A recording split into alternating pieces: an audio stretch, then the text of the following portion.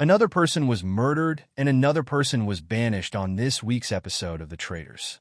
But the real drama was heating up amongst the Traitors themselves after Boston robbed Mariano's shocking takedown of Bob the Drag Queen on last week's installment. Rob immediately tried to do damage control this week with fellow remaining Traitors Danielle Reyes and Carolyn Wigger, telling them, "So first of all, let me tell you both, I will never come for either of you ever, unless you come for me." And today, Bob publicly came for me at the mission saying, "The 3 new guys coming in, we have to check them all." So he signed my death certificate, while Danielle and Carolyn played nice enough to Rob's face, even acquiescing to his desire to murder Robin Dixon. R.I.P. to yet another housewife. Both were super frustrated with the Survivor legend.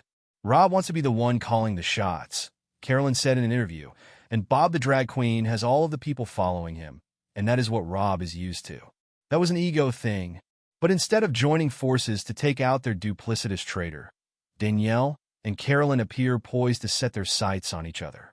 Believing her best path towards getting rid of Boston Rob was to get a new traitor I can work with and trust, and that is not Carolyn. Danielle started floating the name of her alleged ally to others. "As of today, I am basically throwing Carolyn underneath the bus," she told us in no uncertain terms. Danielle then told her car full of contestants on the way back from the mission that she thought Carolyn was a traitor, and also attempted to convince her big brother frenemy Brittany Haynes, whose initial response was she's not capable. Eventually, word of Danielle's campaign got back to Carolyn via Dylan Efron, and she was none too pleased with the other cape-wearing castle dwellers, proclaiming, "I don't trust either one of them. I'm pissed." A preview for next week's roundtable makes it seem as if Danielle and Carolyn will finally have their big confrontation. The other big news to come out of this week besides Robin's murder and the Traitors' civil war was the Bambi Alliance turning on each other.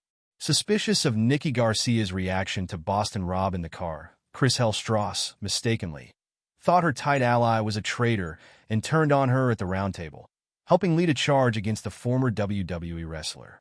"I feel like such a bitch," a teary Chris said later after learning Nikki was, in fact, a faithful. Even third Bambi Gabby, Wendy, voted against Nikki, who received 14 out of 16 votes for banishment. But all the intensity moving forward may be on the traitors at each other's throats. Plus, others are starting to suspect Boston Rob as well, including Derek Levasseur, who proclaimed, "If he's smart, he murders me tonight. Because if he doesn't, I'm coming for him."